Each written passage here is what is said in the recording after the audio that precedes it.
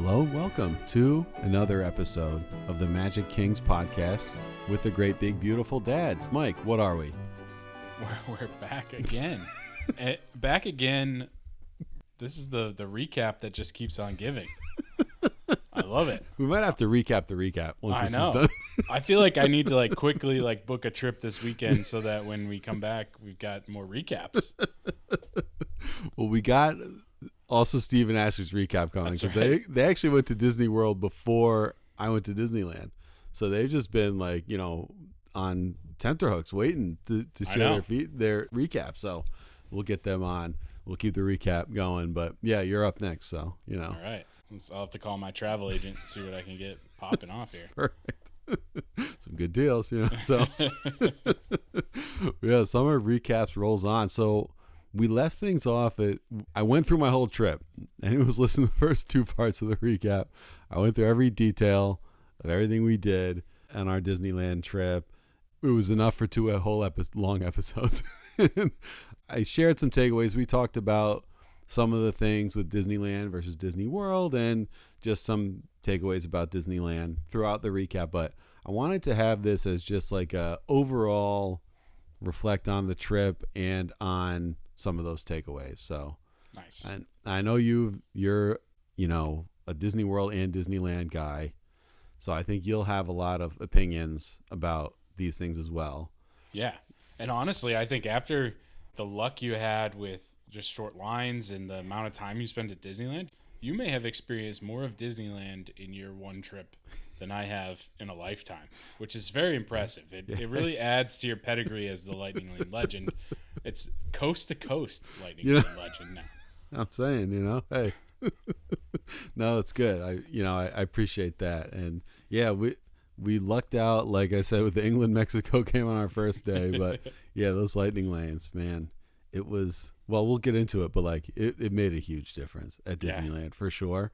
And yeah, so we did get a lot done. There's two things. I got a little caught up in my notes of going through the recaps. I forgot two big things that we did that I actually want to just quickly talk about before we get into the takeaways. I forgot to talk about Goofy's Kitchen. Yeah. This was what Fran was the most excited about for the whole trip. We had a great time. I totally blew past that. So it was on our rest day at Disneyland Hotel. We went to Goofy's Kitchen for brunch, and it's a Disneyland Hotel restaurant. It is basically the Chef Mickey's of Disneyland Hotel, and it's Goofy. So you go in, you get a picture with Goofy. We actually also got a picture with Pluto as we went in. Nice. I guess Goofy was off, but then Goofy came back, so we got both. And then Minnie and Pluto came again, and then Chip. No Dale. I think Dale was off this morning, but they came around, and it's a buffet, and the breakfast buffet was awesome. Shout out to the peanut butter and jelly pizza. Ooh. That was the highlight. Yeah. Wow, it was sounds so good. Yeah. Yeah. So we were there with the whole group, Melanie and George and Scarlett and Salem, and we had an awesome time. And I think the kids' favorite ride at Disneyland was the escalator going up and down at Adventure Tower at Disneyland Hotel. They went up and down that escalator for about half an hour. So I have a breakfast question for you, Steve, about Goofy's Kitchen. Do they serve churro Mickey waffles? No churro Mickey waffles. Yes. Okay. All right. Well, I think you just cemented my destination for my next trip. I was on the fence, but now no churro Mickey waffles. So. Well, you've seen the news about churro Mickey waffles, right? There's a way to get them outside of the parks now, right? Yes. They're at a couple places. I know it's at Rick's at Coronado was the latest one. What was the other one? There's another hotel. I'm blanking on it, but there's another hotel at Disney World where you can get them. So you don't even need a park ticket anymore. Amazing. I mean, it's a no-brainer. From Disney's perspective, they should gatekeep the heck out of those churro Mickey waffles. Make you pay the full price of admission. I think it's worth it. I know, make you go to Crystal Palace or on a cruise. I know, yeah. You're either on the Wish or you're one of the other cruises, or you're going to Crystal Palace. That's it. I think it's that's worth it right there. Book my flights, Steve. Come on, let's go. I know. I mean, come on. Yeah. Big time for churro Mickey waffles. Despite churro Mickey waffles, it sounds like it was a great breakfast. It was. Yeah, we had a great time. It was really good. I would say similar to, I actually probably liked it more than Chef Mickey's. I think the food was a little better. I like Chef Mickey's too, but very similar in that way. So shout out to Goofy's Kitchen. The other one is a ride that I forgot to mention we did. And this ride is at Disneyland Park. It's in Frontierland. And it is called the Davy Crockett Canoes. Ooh. Have you ever done this? I don't think I did it at Disneyland, but this brings me back to my Tom Sawyer Island days. R.I.P. Tom Sawyer Island. One thing you got me excited by it. We're talking Tom Sawyer. I couldn't bring myself. It's so funny you say Tom Sawyer Island because I really thought, especially on the morning I was there by myself, I'm like, I should go over to Tom Sawyer Island. Like, it's so bad that I've never been. And I was sitting there, I'm like, I just couldn't bring myself. It's not the same. Not the same at Disneyland. No. Yeah. I'm like, I'm gonna get on a raft, get over there, like have to wait. I'm like, ugh. So I didn't do that. But we did the Davy Crockett canoes. Nice. They're in Frontierland, and we're going by, and I see the guy. There's the people who work on the ride, kind of up, and they're like, "Oh, shortest line in Disneyland, right over here." They got the oars with them. And I was like, "Fran, you don't want to paddle a canoe, do you?" She's like, "Oh, I paddled a canoe at camp last year. I love canoes. Like, let's do it." I was like, "Really? You want to do the canoes?" She's like, "Yeah, let's do it." Nice. I could see the look in Sabine's eyes, like, we're really doing this. So. This ride is, to call it a ride that's pretty strong. It's not, you don't ride per se, but I will say, so you're in a canoe. I mean, you are paddling a canoe. You canoe around rivers of America, like kind of around Tom Sawyer Island. Yeah. And if you think the Jungle Cruise skippers are funny, it was nothing compared to our guy, Devin. Shout out to Devin. This guy had me rolling on the floor. All these jokes about how this is the worst ride at Disneyland. I was like, we are just out here, paddling a canoe.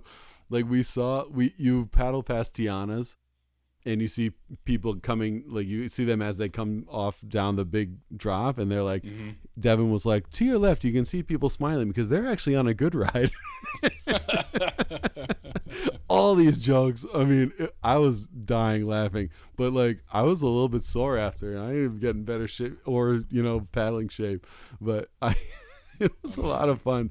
We were laughing our heads off. So I actually really enjoyed that. Shout out to Devin. He got a cast compliment from me. He was really funny. So that was the Davy Crockett Canoes. I had to mention that. I can't believe I forgot that ride. It was so funny. So anyway. It's funny that you mentioned that because I was like looking at the map and those aren't even listed on the really? map. And yeah. It's not even like you can see there's like a picture of them, but there's not, there's no like pin for like neither attractions or entertainment, so I don't know what they classify it as. Torture. No. I mean, Devin was so funny. I don't know. I would honestly recommend it. Like if you can take the physical, like it's amazing. It's like on this dirty, like lake paddling a canoe around, but we had fun. It was very funny. So shout out to Davy Crockett Canoes. If you can find them, you can secret menu. Exactly. Yeah. You want to talk about a walk on? It's like you can walk. So anyway, that concludes my recap. So we're going in to my takeaways here. Okay. As we know, I'm a Disney World guy. You're a Disney World guy. Mm-hmm. You can't help when you're at Disneyland comparing it to Disney World, and there's lots of ways to do that. And I just came at it from that lens and thinking just as a travel agent, how would I frame this to people who don't know the difference, who have maybe been to neither or only been to one, and how do I kind of explain this? So I have like list of what I think is better at Disneyland, what I think is better at Disney World, and just some thoughts about those.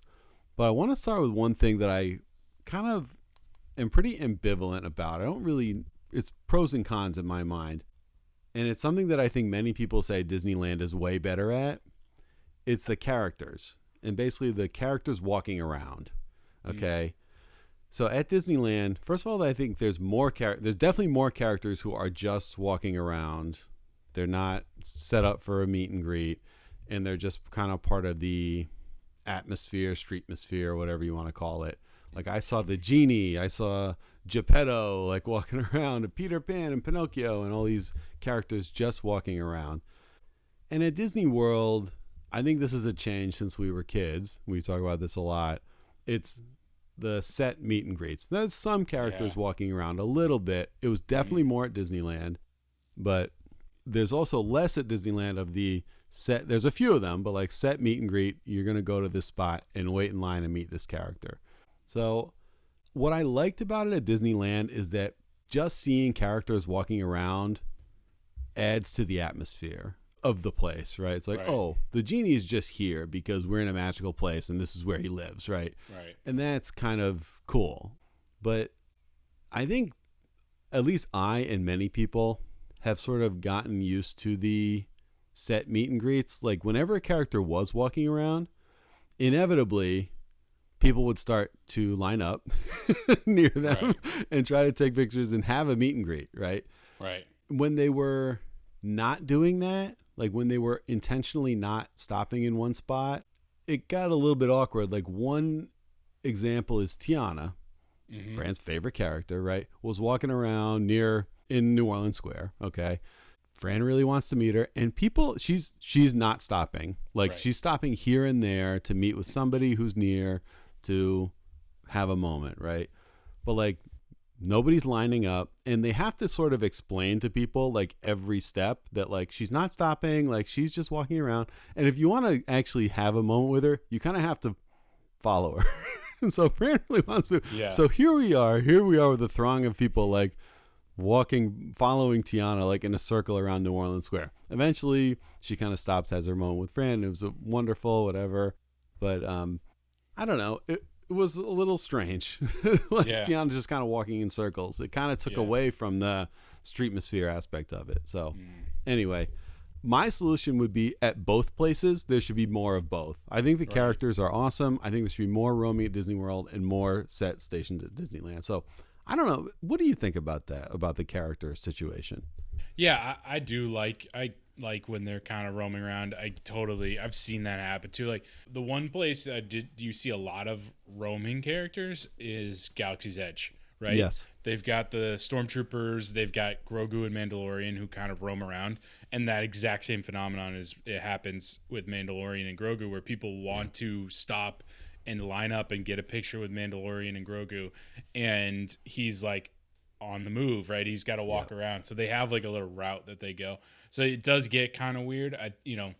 I liked that they, and they obviously don't have this anymore at Hollywood Studios, but they had Star Wars Launch Bay where there was a set area for Star Wars characters. Yeah. So they did like for Star Wars have sort of like that a little bit of best of both worlds type of thing. Yeah. True. But yeah, it would be cool to see, more Chip and Dale, more Mickey and Minnie, Goofy walking around. You know what I mean? Like just through the hub or something like that, right? Like you do see them on stage and you see them at different set points, but it definitely adds to the atmosphere, I would say.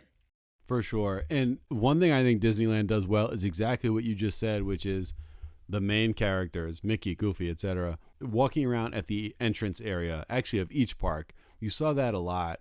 I think that adds a lot for sure. It's something that Disney World doesn't do as much. Like you said, they're maybe up on a stage or whatever, waving. Right. And here and there they'll have that. But Disneyland, that aspect was definitely better.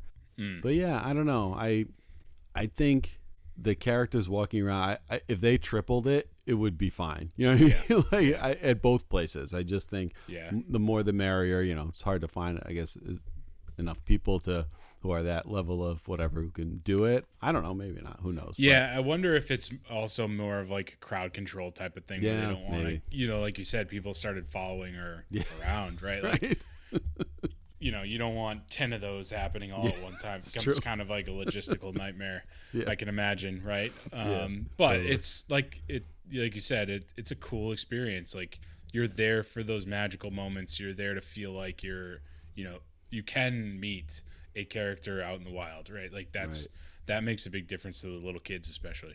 Totally, 100%. Yeah. So anyway, that was something that I had mixed feelings about at Disneyland. That just parts of it were really cool, and so I think more of that at Disney World for sure. But yeah, I want to maybe I'll go back and forth between things I thought were better at Disneyland versus Disney World to keep it balanced here. Let me start off on a good foot, something that was better. I think the food overall was better at Disneyland. Wow. I know we talk about the food at Disney World a lot. Yeah. Especially snacks, stands, quick things, quick service generally, the quality of the food, specialty foods, the churros were better, right? And I just think like the cheeseburger spring rolls are really, they stand out at Disney World. There were several things that were right on that level, at Disneyland. Like I talked about the breakfast chimichanga and all these snacks I had. So if I had to choose which place has better food, I would choose Disneyland. Yeah, I feel like the snack game, you do always hear about the Disneyland, snacks and little bites like that. Definitely makes sense. I mean, the churros especially. Oh my but God. Yeah, that's a good take. I mean, how did you feel about quality and quantity of sit-down restaurants, though? Because obviously there's just more in Disney World, right? There's a lot more places to sit and eat. Yes. Did you get that same vibe and feeling from the Disneyland options that you took advantage of? Not at all. So that was actually a down, which was there's probably more sit downs in the World Showcase than there are in all of Disneyland and Downtown Disney put together. Like there isn't that much. And again, we talk about this all the time. I don't focus on those a lot. Right. But even the quick service locations compared to like a stand, like an actual quick service location. Yeah. Even those, I didn't feel as many options. There were a lot of stands, but a lot of the stands were like, some of them had cool things. Some of them were like, all we have is popcorn, Right. all we have is this. So, yeah. I think the quantity of food and food locations, Disney World, way better. Yeah. And I do find that missing in terms of the sit-down restaurant options. It just was missing at Disneyland. And that came into play. Like there was the day we were supposed to go to Lamplight Lounge with Melanie and George, and then Scarlett ended up being sick, so they didn't go to the park. And I was like, let's cancel the reservation, but maybe we'll walk up, later. And the walk-ups were a lot harder, at Disneyland because it's like, there's 3, sit-down restaurants in DCA, 4 maybe, whatever it is. And so it's like, they're all slammed all the time. So it's like, at Epcot, you could find something, right, to walk up to. So, yeah. So that, I would say, was a downside. And if you like that aspect of it, the sit-downs and stuff, Disney World definitely has you covered. Like, let alone the resorts, everything. I mean, Disney World it's way, way more. It's the bubble versus, what did we call it? The cloud? The bubble the versus bubble the versus cloud. That's right. That's right. But one other positive I will say for Disneyland in terms of food, we're getting all the food ones out of the way here. The quick service was really quick. Like apart from mobile ordering, if you just go and order at the counter, it's ready within a couple of minutes. Nice. That's not the case at Disney World. Like things are just kind of ready, and the quality is just as good, if not better, right, at Disneyland. Yeah. So I liked that. They had that efficiency kind of down, I think, a little more than Disney World. So that was awesome. A positive for sure. I have a negative, and I don't know. Did you ever go in the summertime to Disneyland? Honestly, I don't think so. Okay. I think when I went, it was either fall or spring. I can't quite remember. I don't know if this is just a summer thing or not, but did you see a bunch of gigantic bugs flying around all the time? No. When we went, there was no bugs. Because I sure did. Yeah? Wow. I thought they were like cockroaches. They're flying cockroaches or something. Anyone out there who knows what these giant bugs are? They were all over the place at Disney. California bugs. Wow. I don't know what they were. So that was a negative. I don't like those big bugs. And they were with all these slow bugs they like fly into you. Like, they're really big. Like, I don't know. Florida's really dialed in the pesticides. So you don't see that's those, it. That's it. Dude, those bugs don't make it to you. No, I don't think we saw lots of bugs in either place, honestly. But obviously Disney World has got like lizards everywhere. Oh, the lizards. There were lizards out there too, but the lizards was crazy at Disney World, So I didn't like the bugs. So maybe I'll go to a positive here. Toontown. This is an area of Disneyland Park that used to exist. There used to be a Mickey's Toontown Fair in Magic Kingdom, so part of Fantasyland back now where Storybook Circus is. And Toontown is extremely cool. So first of all, they have Mickey and Minnie's Runaway Railway back there. They have Chip 'n Dale's Gadget Coaster, which is the Barnstormer back there. And they have the Roger Rabbit Cartoon Spin Ride. So 3 rides that are, they have the Barnstormer, which is the same as, as Storybook Circus. And they have 2 rides that are, arguably better than Dumbo. Maybe Roger Rabbit's not better, but more involved, let's say, than Dumbo. And so just by rides, it's kind of better. The atmosphere is super cool, and you have the characters' houses, and you go through Mickey and Minnie and Donald and Goofy's house, and you can meet those characters. And they have all these kind of cool interactive things in Toontown where you lift this box and it makes a sound of people talking, and you can pull a rope and this and that, and all these things to just kind of look at and explore. And I don't know, Storybook Circus is cool. Yeah. I mean, they have some character not meet the same and greets. level. It's not Yeah. the same. Yeah. Toontown was amazing. And I'm like, why did we get rid of this at Disney World? Like this is way better than what's there than, Storybook Circus. Totally. Very cool. Yeah, and I think especially if you're traveling with kids, like not even like super young kids, like I think even my older kids now would appreciate it, right? They went when they were young enough to really appreciate it. And it's cool. Like they got like Mickey's car. You can like sit and do a photo opportunity in Mickey's car. Like they were super excited about that. Right. Like, so just having that aspect of, seeing something in real life that you like your kids have watched a cartoon of is really cool. It's definitely a good atmosphere. Yeah, 100%. I agree. It's kind of related to that idea of the characters walking around. To me, it's all about like, this is the place where these characters just are. And this is, you're seeing the real, you know what I mean? It's something really so nice about that. Let me go to a negative here. Oh. Lightning Lane Multipass is much better at Disney World. Yeah. For many reasons. So one reason is you can plan ahead, right? You can do the set, if you're staying on property 7 days ahead, you can do 3 pre-selections. Right. You can also have 3 at once versus 1 at a time, except for the 2-hour rule, at Disneyland. The 2-hour rule, for someone like me who's just insane and is paying attention and is really focused on the lightning lanes, I managed the 2-hour rule. It was fine, but it's so much more complicated than just having 3 at once. Right. And you just go through it. And people could say, oh, the tiers are really complicated at Disney World, which is fair, but I don't know. I didn't think it was that bad. We talk about it a lot. It's something that you can just you can do the turn and burns, and that, it's just part of the pre-selection, and it's not so bad.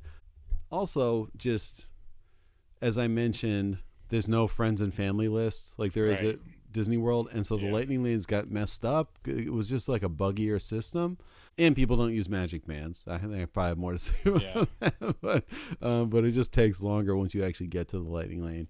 So I don't know. I think Lightning Lane Multipass, the new system that's been in place for a couple of years at Disney World, is way better. Though, one other thing I want to say, this is a tip for everybody out there. If you modify your lightning lane at Disneyland, if you go to modify, you can't modify to a lightning lane in the other park. Mm. So you end up having to cancel. And if you cancel, then your 2-hour rule, your 2 hours starts over. Oh. Versus if you modify, it doesn't. So I don't know. There's all these little things that I'm like, let me just get me back to the Disney World version. So I don't know. I haven't experienced that version outside of like the old Genie Plus model in Disney World, right? Yeah. It was just kind of the same thing. I think the ability to pre-plan, 7 days ahead if you're on property and have at least 3 set, like that right there is like your money's worth for the multi-pass, right? Totally. With the 2-hour thing, like you said, if you're not like on it, like you could get lost and forget about it, and like then maybe you get like 2 lightning lanes. And you're like, what did I spend my extra money on, right? Like it's tough. I mean, there's different strategies to mitigate that, or you could go with like the stacking method where you go for later times in the day or whatever it is. But I do like the new multi-pass model quite a bit at Disney World. I think it just makes it easier to kind of know what you're getting into with planning and stuff like that. Like, as you know, like we planned our lightning lanes and our dining reservations. Like if you've got a travel agent like Steve at Just That Magic Travel, he's going to be able to coordinate those things so you can like kind of be in the same place throughout the park where you're having your dinner or you're having your lunch or whatever it is, right? So yeah, I think just being able to pre-plan, I agree with you. It's a game changer. It makes a big difference. Yeah, it totally does. Yeah. So I will give 2 positives to Lightning Lane Multipass at Disneyland. All right, let's hear it. One is that the return times are sooner at Disneyland. It's easier to just go through it. because it seems like there's a lot of lightning lanes that are, their return time is now. And I think that's just the parks, at least when we were there, but I've heard that this is just generally true. The parks are less busy and less people have lightning lane multipass because it's a lot of locals. So you can actually get a lot more value. Like, it's better than it would be than Genie Plus was. Right. I do actually agree with that. The other is you can add it when you purchase your tickets, when you purchase your package.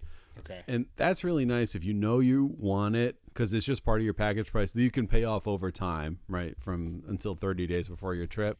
So that's just something that doesn't feel like you're getting nickel and dimed when you're buying it 7 days ahead, like at Disney World. If it was just part of your package, then I would just I wish we could do that at Disney World.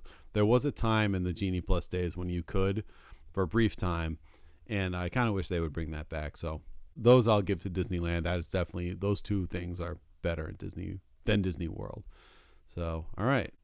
Kind of related to this, I talked about Magic Bands. I talked about Magic Bands, the fact that they don't sell them at Disneyland and that nobody uses them, even though it would be super helpful if they did. And so two things I want to say is that you can use Magic Bands to scan PhotoPass photos at Disneyland. Oh, and another positive for Disneyland Lightning Multipass, let me back up for a sec. You not only get your PhotoPass ride photos if you have Multipass, like Disney World, you get all PhotoPass photos.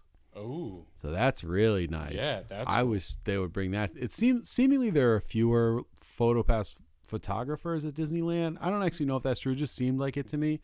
But it's really nice to be able to get that. So for the character interactions and for any of those special photos, you get those if you have Multipass. So that's really nice. That's a good value because that PhotoPass plan can get pricey, right? Yes, totally. Yeah, absolutely.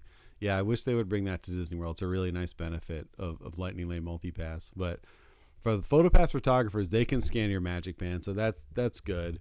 But for the ride photos, you know how at Disney World, first of all, the ride photos magically appear on your phone somehow, right? Yeah. And so that's one thing. But the other is, if there's any doubt, you can go with your Magic Band and scan it under the picture, right? Right. That does not exist at Disneyland. Neither of those. So you're not magically tracked, and you don't magically get the photos, and there's no Magic Band tap for the photos. So what you end up doing is there's all the ride photos on a bunch of screens, and there's a code on yours. And so I would stand there and take a photo of my photo so I could get the code, put the code into PhotoPass, and get the photos. Well, A, that's obviously a bit of a pain. And B, like, I actually missed one. Like, I wasn't fast enough getting my phone out. So I'm like, okay, I guess I just won't get that photo that I paid for, right? It's part of my multipass. Yeah. I just don't get it because you can't give me a Magic Band scan for this. Like, why? Why are we so anti-Magic Band? Yeah. Like, give me an option here. That's so, I don't know, old-fashioned.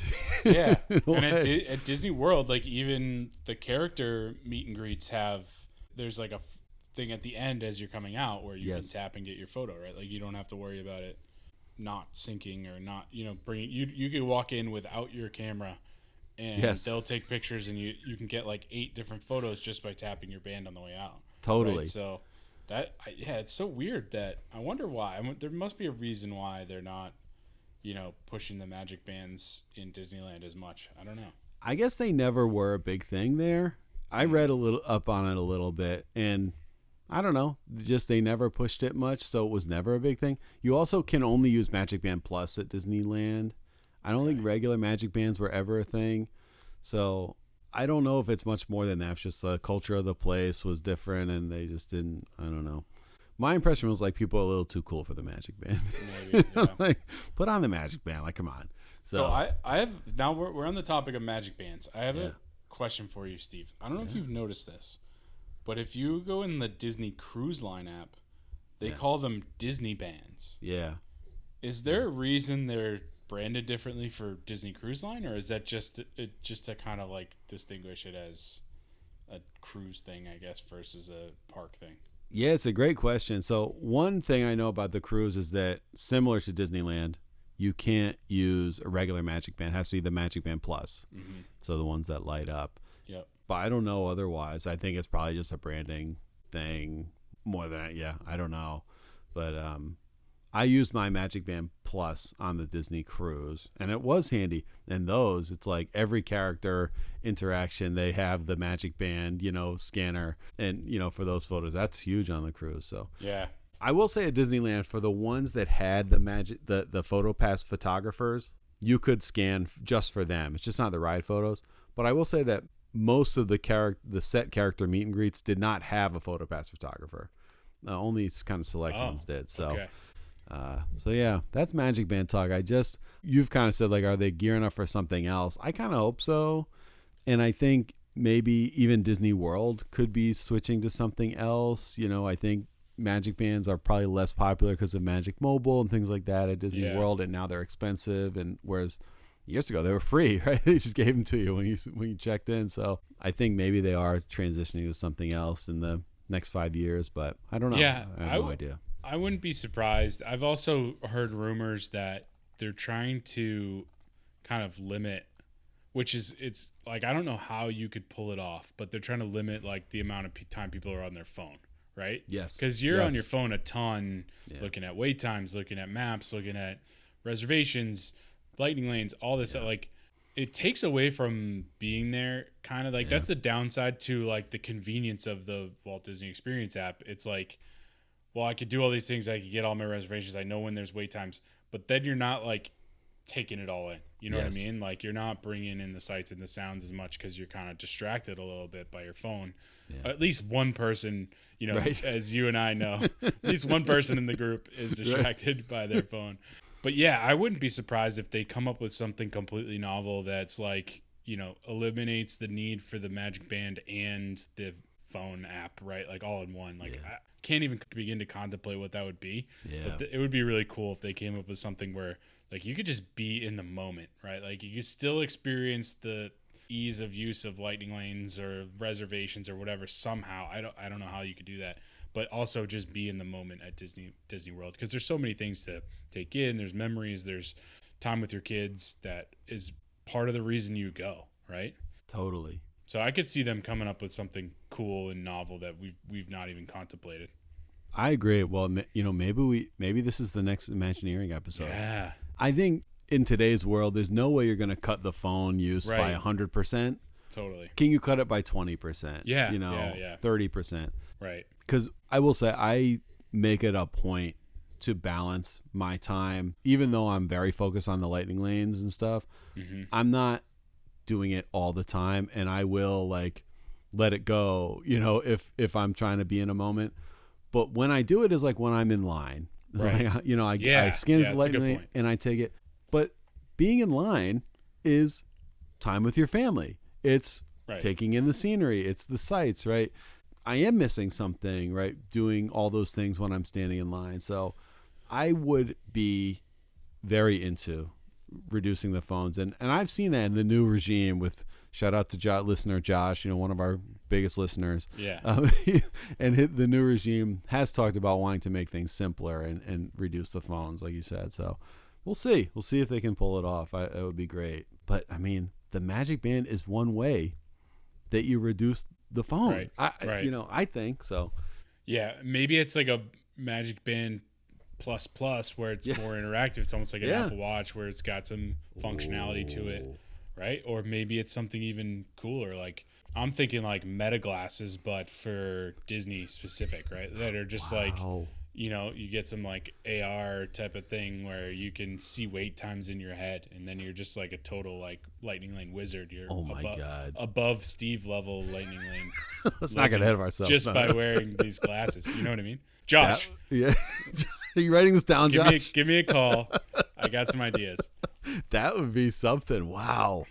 Like, you look in the direction of Space Mountain and you see a nice little 25 floating in the air right above Space Mountain. Oh, my God. Yeah, okay. All right. We're on to something here. This is good. This is good. Let's get in the lab. We're going to figure this out. This is great.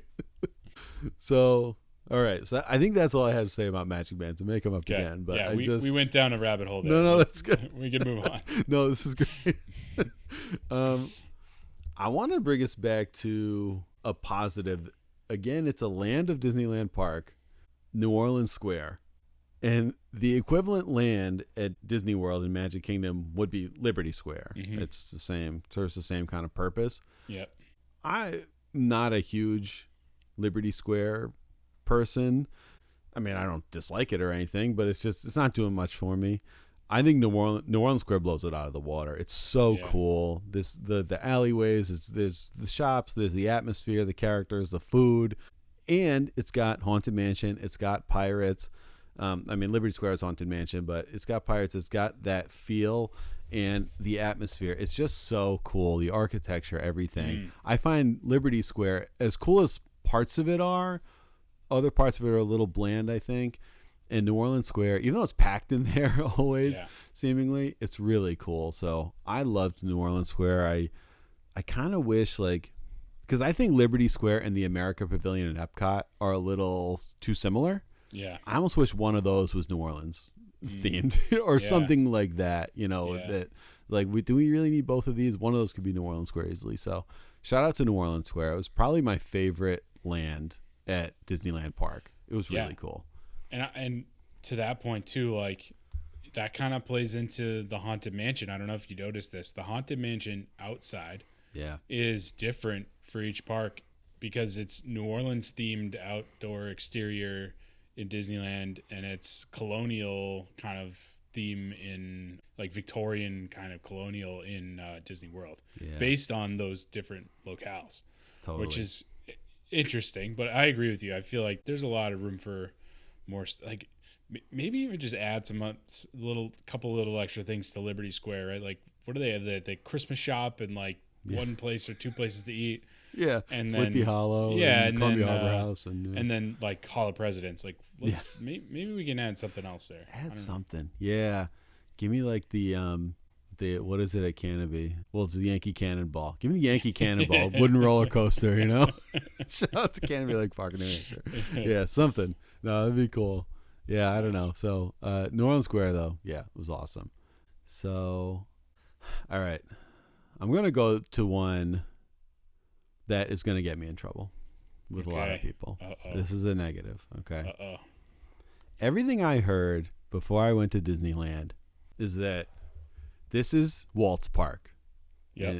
When you get there, you will feel it. Especially when you walk under that castle into Fantasyland, you'll feel Walt's hand in this place, and it's just the warmth about it, whatever. I think Fantasyland at Disney World is better.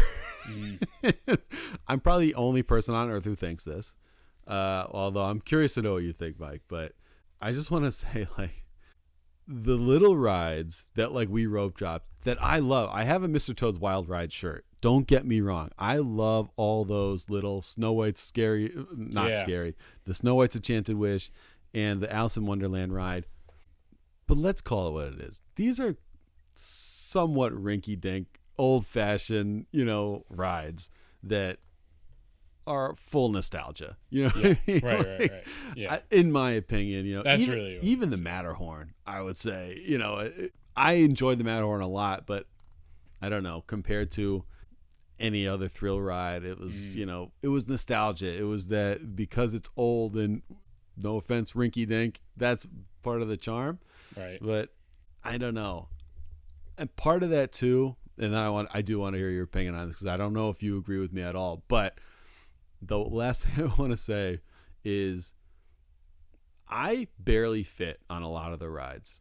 The Matterhorn was one. Tiana's was one. That took away from their experience at Tiana's. And this is DCA, but Goofy's Sky School, the little roller coaster, which I enjoyed. I actually thought I wasn't going to fit. I was a second away from being like, I can't fit on this. I have to get off. That's not a concern for me at Disney World. Like, I'm a big guy, but like, it's just not a concern. And so that to me was added to that. Like, there's a fine line between nostalgic and rinky dink. Totally. So, anyway. Yeah, I think you get a little bit more grace at Disneyland with that line. I think there's definitely they push it a little bit. Yes. I think just the overall theme there is just space, right? Space and separation, right? At Disney World, you've got clear separation and space between different parts of Magic Kingdom, right? It's very clear when you're in the hub versus Main Street versus Tomorrowland versus Adventureland versus Frontierland versus Fantasyland, right? It's very clear distinctions. There's a little bit of a hike to get to those places, right? Right. I think that kind of like gives you a second to adjust and like feel it a little bit more, in my opinion. Although there is something to say about like, you know, like we talked about, like Star Tours is like on the hub. The Tiki Room is on the hub. It's like you could spit on Tiki Room from Star Tours right across, right? Like there's something to say for that, but I do feel like you get a little bit more of like the separate distinctions when you have that space layer in between the different lands. Totally. So I think I agree with you. I'm a sucker for the nostalgia, so I'll take those all day.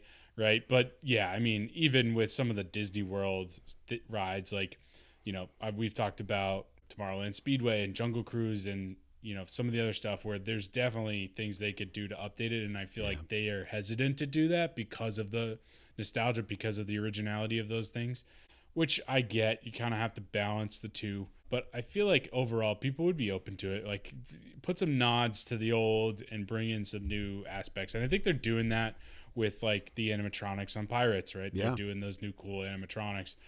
I don't think anybody's complaining about things like that. So I'm all for that. I love the nostalgia, but at the same time, like let's make it real cool. Like, I don't know if you've ever seen, I feel like you're going to get mad at me here because it's going to seem like I'm going after Pirates, but like, have you seen the Shanghai Disneyland Pirates versus the like Disney World Pirates and Disneyland Pirates? It's unbelievable. Like it's like, hey, if you want to keep Pirates and give me that, I'll go on both. Like, put them right next to it and give me the option. I will wait in both lines. Like, totally. Let's do that. Like, we got the space down in Florida. Like, just, you know, fill in some swampland and build the Shanghai Disneyland Pirates. Like, I'm all for that.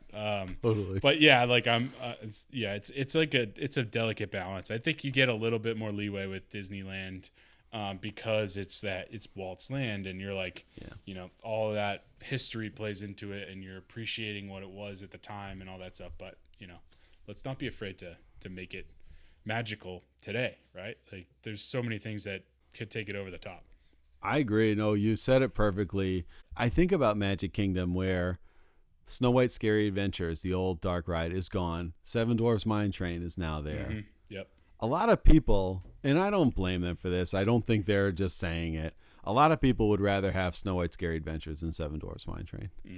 I wouldn't. No. And I would rather have both. I mean, I like both kinds of rides. I really am not complaining about these kind of rides, but like what Disney World has in those places, it's less, but it's kind of in some ways higher quality, or just I feel like those rides, the Mr. Toad's Wild Rides of the world, are like, if I don't go on those again, it's fine. You know what I mean? Like, it's cool, but like, and the other thing you say about crowds, like, crowds don't really bother me, honestly, other than wait times. But like, I don't mind being in big crowds. It does bother a lot of people, and sometimes it can be annoying, whatever. And people talk about the pinch points in Magic Kingdom, like by Seven Dwarfs Mine Train, like by Winnie the Pooh, and in the like Small World Peter Pan. Yep. Also like in Adventureland by Aladdin, magic carpets and stuff. Yeah. Those can be kind of crowd pinch points. Disneyland Park is all pinch points. Right. The whole park is pinch points. And the crowd, even on the day that there were no lines, it was still packed, right? Right. Which, again, doesn't bother me. If you're going to complain about it at Magic Kingdom, it's the entire park at Disneyland. Yeah. So, and the thing with Magic Kingdom is, like, there's a way around, right? Like, if you're working with a travel agent like Steve at Magic, he's going to give you those tips like, hey, maybe just like take a little left here, cut through the walkway next to the Dole Whip stand here at Tiki Room, get around there, you know, tuck around and go to Tiana's through that way, right? Like, you're going to be able to give people those tips, and most people that are like either they're pass holders or they're regulars or whatever, they've been there enough to know like, hey, I'm going to just turn here and, you know, I can get around this crowd. Maybe it's a couple extra steps, but I know that I'm not going to be in this, you know, stuck in this spot. And there's so many of those like workarounds at Disney World. Yeah, Disneyland, it's just like, yeah, wherever you go, you're in a tight spot, right? There's just not as much real estate. Totally, 100%. But I'll spin this into a positive for Disneyland. We talked about it all through my trip recap. The compactness and the fact that everything was so close to each other in both parks. This was true at DCA as well. I don't know. It's going to be hard for me to go back to Disney World, and like I'm going to have to get my Disney World legs up for Epcot and Animal Kingdom, and to make those treks, around those parks. You can do so much of that space as we're talking about. In a place like Epcot, I missed Epcot and Animal Kingdom a lot at Disneyland. I felt that edutainment stuff was sort of lacking that I really just enjoy. It's part of my nostalgia of Disney World is those kind of things. Yep. But man, just the ability to cross that park and it's like 5 minutes and you're on the other side of the park. Totally. Man, that is really, it's hard to exaggerate, hard to emphasize how much easier it makes your day. That plays into the Genie Plus thing. It was so much worse at Disney World because it meant you were crisscrossing because you were taking opportunities from lightning lanes. At Disneyland, doesn't make that big of a difference. Right. If you're crossing the park, it's no big deal. Right. So I got used to that, at Disneyland, and it's going to take me a little time to adjust next time at Disney World I think I called that yes. your pre-trip. I said you're going to love how close everything is. Yeah, but it does. I think maybe if you had been there at a busier time, you might not feel the same way, though. True. I don't know. True. It's tough to tell. That's a great point because I do think that played into it for sure. So, yeah, the compactness stuff, man, it was awesome. I'm going to go to something that I think it's not a negative of Disneyland. This is much more of a positive of Disney World. I think the streetmosphere is much better at Disney World, especially in places like Animal Kingdom, Epcot, even Magic Kingdom and Hollywood Studios. But a lot of the streetmosphere at Disneyland was like the Disneyland Band, and it was like a jazz band in DCA and the characters walking around, but like it's all this like, oh, there's the band, here comes a trombone player, like strike up the band, and it was like bah, bah, bah, bah, bah. I'm like by the end of the trip I was like, enough of these bands, like like, exceptions include Galaxy's Edge, which obviously exists at Disney World. The other, I will say, I talked about this in my recap, was Avengers Campus. I was really impressed with that, and the streetmosphere, the characters, the Wakanda show. There was also, I don't know if I mentioned, a Spider-Man like street show cool. that I caught one of the days that was really cool actually. So that was an exception, but generally speaking, the streetmosphere came down to these bands and the characters walking around and whatever. And I just think we talk about streetmosphere at Disney World a lot. I think there's a lot more variety at Disney World. So just shout out to Disney World on that one. I'm going to come here to one of the biggest positives for Disneyland. I don't know. This might be number one biggest positive. The weather. Oh, my God. Yeah. I was like, the weather in Disney World is terrible. When I was out there, I was like, I think I felt one raindrop when I was out there. It was like a little cloud. I was like, oh, my God. Was there one raindrop? Like, I don't know. That weather, I could get used to that. I'm like, can we move here? It's nice in the middle of July, knowing it was so hot and muggy at home. And I'm like, and come January, it's going to be 70 degrees here. Like, what am I doing with my life? But again, doing a million steps a day, being outside all day, going around, the weather, I could get used to that. That is going to be the biggest adjustment next time I go back to Disney World for sure. So, yeah. All right.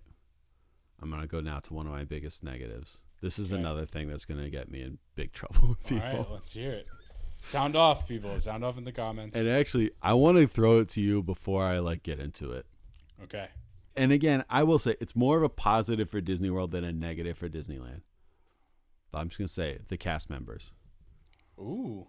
Do you have any inkling of this? Do you have any agreement with this, or is this a shocker to you? I guess I don't really have any specific examples of cast member interactions at Disneyland when we were there, but I just I've talked about this on the Disney World side, is just it's overwhelmingly positive for cast member experiences on the Disney World. Like, they go out of their way to help you. Everybody's always in a good mood, like they're happy to be there. Disneyland, so it was a little bit of a different experience for us when we went, because we were with a cast member who was an off-duty cast member that was able to show us around and get us lightning lanes and stuff. So I didn't necessarily experience it from like a raw, like, beginner's perspective. It was like I kind of had somebody. It was almost like a VIP tour kind of like feel, where Right. somebody was shepherding us around and like sneaking us into the front of lines and stuff. So like we were very fortunate to have that experience. In terms of just like overall cast member experiences, I don't think I had enough to really make a good comparison. Okay. Yeah, no, that's fair. Yeah.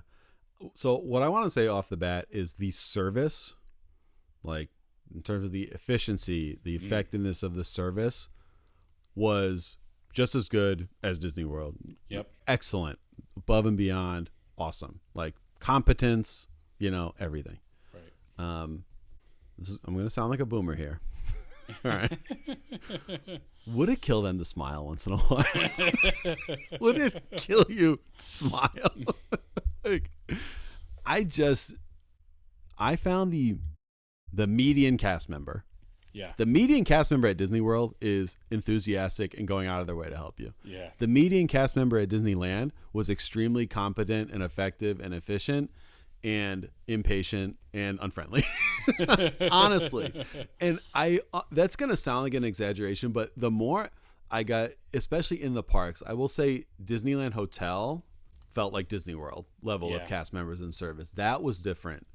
In the parks, it's people punching a clock, getting in. Right. They're not excited to be there. Yeah.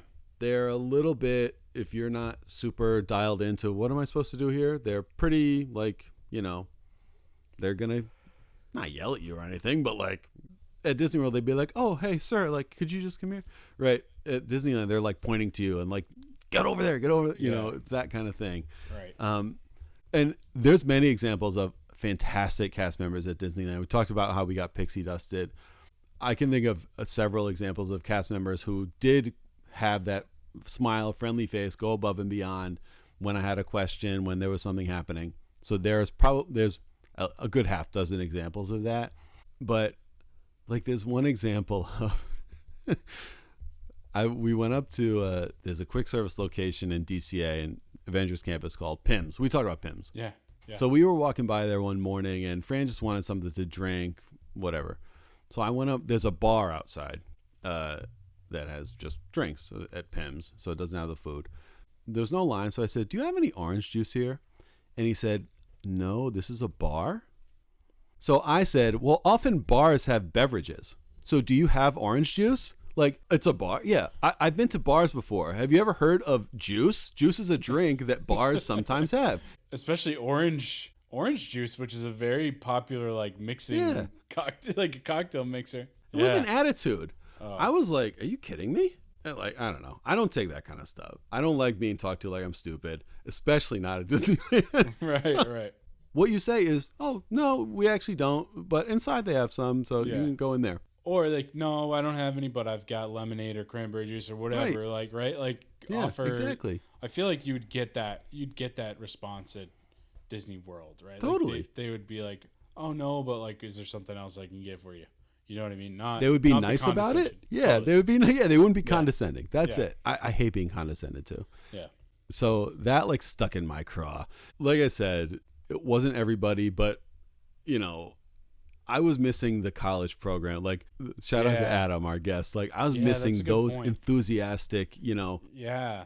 And I think the competence level at Disneyland is among cast members might even be higher because they don't have those new people every, it's just regular people. This is their job, that's probably better in some ways, but I don't know. Again, I don't want to say the service wasn't great, but that bubbliness of the Disney World cast members was missing. Did it make for like a much worse experience? Absolutely not, because the service was still so good. Yep. But it was just, that's a credit, much more credit to Disney World than a detriment of Disneyland. But it was missing for sure. That's it. That's my cast member rant, and I'm gonna get in trouble for that one. I know I'm gonna get in trouble for that one. No, it's good. It's good. Yeah. It's a good distinction, and it's valid. Yeah, I mean. Yeah, I don't know. I felt it. I definitely felt it. So this one's going to get me in trouble with Disney World people. In fact, Mike, you might leave the podcast. Okay. This is maybe one of my biggest pluses. Okay. for All right, let's hear Disneyland. it. I would put California Adventure ahead of Hollywood Studios. Ooh. Mike Ooh. is throwing down his mic. No, you know what? It's weird because most of my Hollywood Studios love comes from Galaxy's Edge, right? Which Galaxy's Edge at Disneyland is part of Disneyland Park, right? True. So Yep.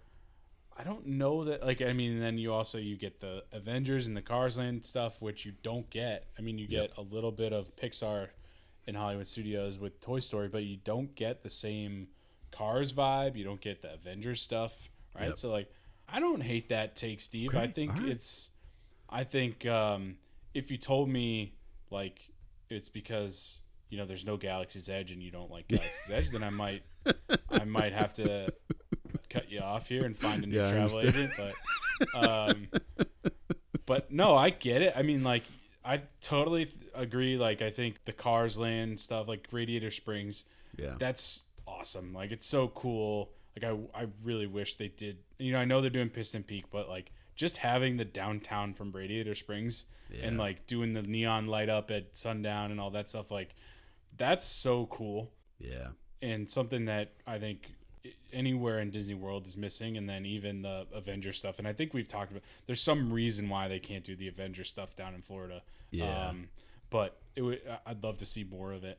But yeah, no, I'm not totally dispossessed by that take, Steve. I think I understand where you're coming from. That's good. All right, I'm glad to hear it. Okay, let's leave Galaxy's Edge out of it, and then we'll Well, and that is a big thing that's missing. I mean, it's not missing from Disneyland, but just from DCA versus Hollywood Studios. Right. But kind of, you take that and the rest of Hollywood Studios. I mean, I would say Radiator Springs, Avengers Campus, even Grizzly Peak, where Soarin' and Grizzly River Run and everything is. Yeah. I enjoyed those lands more than Toy Story Land. I actually think Toy Story Land has some issues with it. There's no shade. Like the rides are like Slinky is a super long line all day. Yeah. Toy Story Mania is getting there as well, and it's a little bit hot and sweaty, and Sure. Yep. the theming is excellent, but the theming is just as good, if not better, at those other places at DCA. I also think Pixar. I already talked about Pixar Pier. I loved Pixar Pier. I think, especially like that Grizzly Peak, that's something that's missing from Hollywood Studios. It's very cement, Yeah. I mean, Hollywood Studios is funny. It probably has half of my favorite rides at Disney World, but it's such long lines all day. Like they need Monstropolis to open. Yeah, I was just going to say, enough. I feel like Monstropolis is going to make a difference. And then they need like maybe two more big staple rides, right? Like I feel there's room. Like they could definitely get some cool stuff in there. Like I feel like that would really set it apart as like on par with, the other, worlds in Disney World, right? The other parks, right? Just having the ability to kind of pull some of the traffic away from Slinky Dog Dash, right? Like Slinky Dog Dash it's like a 2-hour wait all day. It's the hottest queue. It's a boring queue because it's just turnstile. Like there's nothing other than like looking at the cool, giant toys and stuff, like the giant bottle of Elmer's glue. But like you can only stare at that thing for so long before it gets old. Monstropolis I think is going to make a big difference, but maybe one or two other big staple rides to pull some traffic away. They need, and shout out to Also Steve, but they need a great movie ride. They need a backlot tour. The things that are going to just absorb people, but that are cool, right? And staple rides like the new Monsters roller coaster is definitely going to be that, and a couple more things like that. Another in Galaxy's Edge, which you've talked about on your Imagineering episode, to pull some people, there. That would help as well. So, but DCA, man, like I said, we banged it out in one day. Yeah. Like we did every ride in one day, basically every show. That's awesome. I don't know. It was just so much fun. It's such a well done park, and they're adding the Avatar things to it, which will only add, right? That'll be great. So DCA was my favorite of the two at Disneyland. Not what I thought. I thought Disneyland Park was going to blow me away, which it did in some ways, but DCA, I don't know. I just had so much fun. San Francisco, even though there's no rides there, just the restaurants and the vibe. They just nailed the vibes of every land. every ride was great. Like it just, I loved it. I loved it so much. I wish it was at Disney World so it was closer. To, you know, they could do a Florida adventure, you know, and put everything there. So I don't know. I just loved it. So that's a big takeaway for me from Disney. Yeah. I think I really have one. I mean, again, it's more of a credit to Disney World, and it's why Walt wanted to build Disney World after he had Disneyland. And I felt it when I was out there. And it's the reason why ultimately, I don't want to spoil anything, but I loved Disneyland. I can't wait to go back. Yeah. I prefer Disney World. Yeah. And it's because of the bubble. Yeah. I talked about when we went to Disneyland Hotel, but you feel that bubble as soon as you get into Disney World. Yeah. And I already talked about this. I don't want to belabor it, but the resorts being so much bigger and more encompassing at Disney World, even compared to Disneyland Hotel, which I absolutely loved, it makes a difference. It does. Driving under that sign, the road signs, makes a difference. You know, when those signs turn purple, it's like you're just like, I'm home. I'm home. It's you feel it. It's not even like there's nothing like concrete. It's just a feeling, right? Yes. Like you get under that archway and you see those purple signs and everything's Disney themed. There's Mickey Mouses everywhere. It's a whole nother level. Like it is. You can't get lost in the bubble too, right? Like have you noticed that there's no like side roads? Like everything is connected to something. Like you can't. There's not a wrong turn. Like you're gonna like. I don't know what it's like magical. Like you just like that road will lead you to everywhere, and then so will the next one. So like it doesn't matter if you take a wrong turn. I don't think we've ever talked about this. No. But like I drove around a lot because we lived down there and we drove. Like there's just no way to get lost. Like there's no back roads. There's no like, you know, I'm in another part of Anaheim now. Like no, and you're this is the road that leads to Coronado Springs, or this is the road that leads to, you know, Old Key West. Like, I'm going to Disney Springs. Like, it's all, everything is connected. Like, I don't know how they do it, but you just can't get lost in the bubble. And totally, it's just a different vibe. That's so funny because the compactness was something I loved about Disneyland, and I wouldn't change it. But I miss the transportation. Like, the transportation is part, even the buses, but like the Skyliner, everything is part of that bubble. And like, you just don't see backstage areas at Disney World. I mean, there's a couple of examples. And like, when you ride the monorail, like we rode the monorail back to Disneyland Hotel, you could see the offsite hotel we stayed at from the monorail, which was just kind of funny to me. You could see Panera, you know, you could see this. Like when you walk out of Disneyland for the day, you've been in the cloud, right? Yes. You've had this incredible day. Yeah. The first thing you see is a Howard Johnson's and a 24-hour IHOP. I don't know. IHOP at 3 a.m. doesn't scream Disney to me, you know? So, and it's not something that I say, this is terrible, you know, whatever. Right. It's amazing. Disneyland is incredible. Like it's the best. Yeah. But Disney World just has that bubble over it, and there's no getting over it. Yeah. I mean, there's no overcoming that bubble aspect. It's something that makes Disney World that incredible, you know, amazing, unbeatable place to me. So that I would say Disneyland, working with what they have, the space that they have in both parks, what they have put together is unbelievable. It's incredible. Totally. It's incredible. Yeah. It's so much fun there. So it's just two different things, but like in some ways I think it's going to be easier for us to go to Disneyland, even though it's farther away. I'm going to bring it back to the weather because my wife's a teacher. Sabine's a teacher. We have the vacations that we have because of that. She can only take certain times off. Summer is the time that we can go away.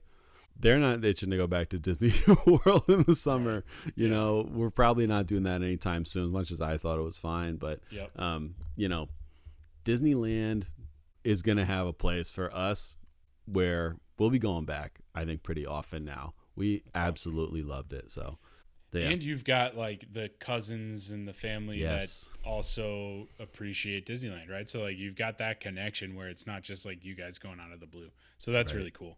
Yeah. Yes. It was so much fun to go through with them too. And they're such Disney people. They're so into it. So that was a lot of fun.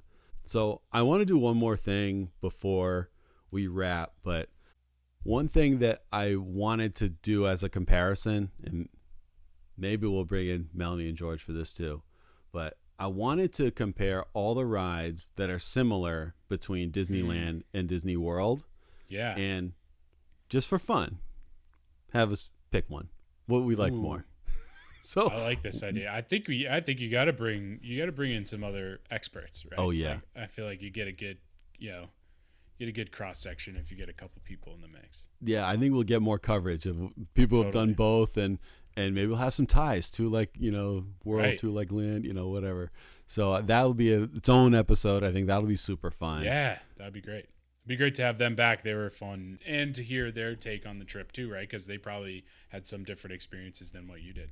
Totally. I mean, this is the most time they've spent at Disneyland, so they definitely had a different experience than they've ever had before. So it would be great to have them back on and just to talk it through. So shout out to them. We had an awesome time with them. It was great to just, I don't get to see them that much far away, so it was great to see them and the kids and everything.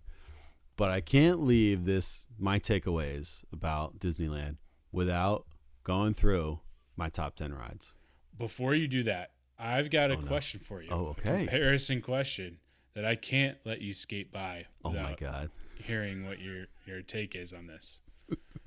Sleeping Beauty Castle versus Cinderella Castle. Steve, don't hold back. I've avoided this whole time. You thought you were going to get away with this recap without talking about the castle. I'm not going to let you skate by. What can I say that hasn't already been said? I mean, Disney World was Walt's ultimate dream, right? Totally. Disneyland was like the practice run. And that castle was the practice run. That's right. Okay. Very diplomatic. I like what you did there. Yeah. No, but shout out to Aurora, Sleeping Beauty. She's a wonderful princess, but I think Cinderella's got you beat there. So. Yeah. A little bit better living quarters over there. A couple more rooms. Yep. I wanted to because I walked in with Fran, because I knew what I was going in for, though it was different seeing it in person. I was like, wow. But I was like, Fran, what do you think? She was like, that's nice. I was like, you don't remember how much bigger Disney World is. So I think it's like more than double the height. It's got to be. I think it's. Yeah. What is it? It's got to be. So Sleeping Beauty's castle is 77 feet tall. I think, it's like 190. Cinderella's castle is 189 feet. Yeah, there you go. More than double. Almost 3 times. Yeah. Wow. Yeah. But they play with the perspective, and if you didn't come in already seeing Cinderella's castle, you might be like, "Oh, this is really cool," and it's like clever and looks totally beautiful. All right, hit me with your top 10, Steve. Let's hear it. All right. So I have a big caveat going into this, which is, what do I do with Rise of the Resistance? Because I didn't do it, but it's exactly the same. Oh, yeah. What do I do with it? Can I include Rise of the Resistance? I'm going to let you make the call on that. It's tough. So I guess I haven't heard the rest of your list. Yeah. It would be on there, I would say. If I can include the Disney World version on my Disneyland list, it would definitely be in the top 10. Yeah, it's tough because, like, to me, there's like rides that are exactly the same in both places, right? Rise of the Resistance is an example. Maybe even Millennium Falcon, right? They're exactly the same, both places. Yeah. Unless there's like an atmosphere thing that would differentiate it or something, maybe it's the queue or there's some distinction. But like some of the other rides have a clear differentiation point, right? So, I mean, maybe hit me with your list, but I think you can include it. I think that's fine, knowing that it's exactly this. It's exactly the same. I don't know if that plays into your rankings at all, but it will. Hear what you say. Because I couldn't decide what to do with it, so I'm gonna do my top 11 then, and I'm gonna include Rise of the Resistance. Let's do it. Okay. Yeah. All right. We'll allow it. All right. Number 11, Web Slingers, the Spider-Man ride. We only did it once. It was super fun. Yeah. Yeah. I think I put it in front of Toy Story Mania actually. Okay. Yeah. It was a lot of fun. It was awesome. Number 9, Pirates. Oh man. Not on my top 10 for Disney World last trip, but made it the Disneyland one. Okay. Yeah. Number 8, Mickey and Minnie's. Same ride, better queue, and kind of I don't know about better setting, but a different setting in Toontown. I wouldn't call it a better setting, but a cool setting. I loved it out there. Number 7, Big Thunder. I missed it at Disney World. I can't wait to get over there. It was so nice at Disneyland too. Yep. Number 6, Space Mountain, a classic. Love it. Okay. That was actually number 7. All right. Number 6. This might shock you. Tiana's Bayou Adventure. Wow. Yeah. Is this a ride vehicle playing into it? Yeah. And the fact that you got completely soaked. It was the soaking and the ride vehicle. Yeah. I also felt it went through the ride faster. Okay. I don't even know if it did, but I did feel that. I just thought, it's already over. And the animatronics weren't working. And we rode it 5 times. There's 2 Tiana animatronics on that ride. Neither of them were working anytime we rode it. And apparently that's a thing that like they haven't worked for a long time. Okay. And it made a big difference. So, yeah, it went down my list, because of those things. Interesting. Yep. Okay. Number 5, Radiator Springs Racers. Amazing ride. Number 4, Indiana Jones Adventure. Yeah. Oh man. That was so much fun. I loved that. I was so excited for that ride. It definitely delivered even more than I thought. Number 3, Mission Breakout. Yeah. Oh, man. I was hoping this was high up on your list. Yeah. This is one I really enjoyed. I was so impressed by that ride. I don't know. I can't wait to get to our episode of ranking of comparing and contrasting because that one was something else. Number 2, Incredicoaster. Ooh, okay. I had so much fun on there, especially front row. I had so much fun on that ride. Nice. So astute listeners are not being left in suspense now because number 1 is going to be Rise of the Resistance, even though I didn't do it. None of these, I would say, beat Disney World Rise of the Resistance for me. Wow. Rise of the Resistance is one of my, maybe other than Tiana's, probably my favorite ride at Disney World. So I don't think any of those rides beat that. So if I can include it, I'm putting Rise at number 1. Yeah. I can appreciate that pick because you know my feelings. I always like every time we do rankings, I always have Guardians first, but like there's just a special place for Rise of Resistance in my heart because it's just so cool, right? Yeah. It's just another level. Like there's just something about it where I always come back to this. Like you're in the movie, you're in Star Wars. Like there's no way to describe it outside of that. Like it's so cool. Yeah, I will allow it now that we've gotten to the list, Steve. I'm allowing the entry here. Yeah, I think there's nothing as immersive. I mean, Mission Breakout and Indiana Jones are not as immersive as Rise, but they're super immersive rides at Disneyland. Radiator Springs Racers too, I would say. But there's nothing compares to Rise. Nothing compares to Rise. It's so great. Shout out to Soren, Toy Story Mania. I almost put that in Web Slingers. I was waffling on. Also, we really enjoyed Star Tours. That rocketed up our list this time. We loved it. I almost put that on there. I love Star Tours. The other ride I want to say that like I came really close to putting in the top 10, Luigi's Rollicking Roadsters. Yeah, you talked about this. I didn't experience this, but now I want to go check it out. It's such a dinky little ride. I mean, it's really like I was laughing my head off on that. I'm picturing like the rinky-dink bumper cars you see at but I know it's more complicated than that. But it's funny. It's you have to see it. You have to see it. I mean, I don't imagine it'll be in your top 10. Probably won't even be in your top half. But I don't think I had a bigger smile on my face than when I rode that the first time. I was like, "What is this ride?" It's just so funny to me. So shout out to that. But that's my top 10 or top 11, whatever. I love it. Amazing. So there you have it. That's my takeaways and my. Everyone, sound off in the comments. Tell me I'm wrong about everything.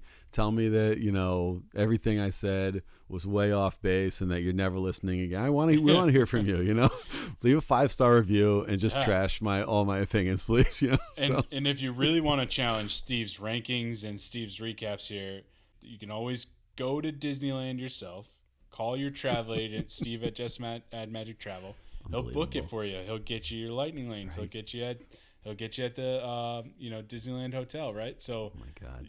All you got to do is call Steve, and then he has no leg to stand on when you come at him in the comment section. That's right. No, absolutely. That's right. So that's the best way to refute my terrible opinion. So, but I think we're gonna leave my recaps here. Well, like I said, I teased that up. Who knows when that'll come out? Maybe in a couple of weeks of comparing all the rides. But I think next week we might be going back to our home base of Disney World with also Steve and Ashley talking about their trip. But it's been so much fun. Thank you, Mike, for hanging in there for about, what's it been, 50 hours of recording? It's been a whirlwind, but it's been a fun whirlwind.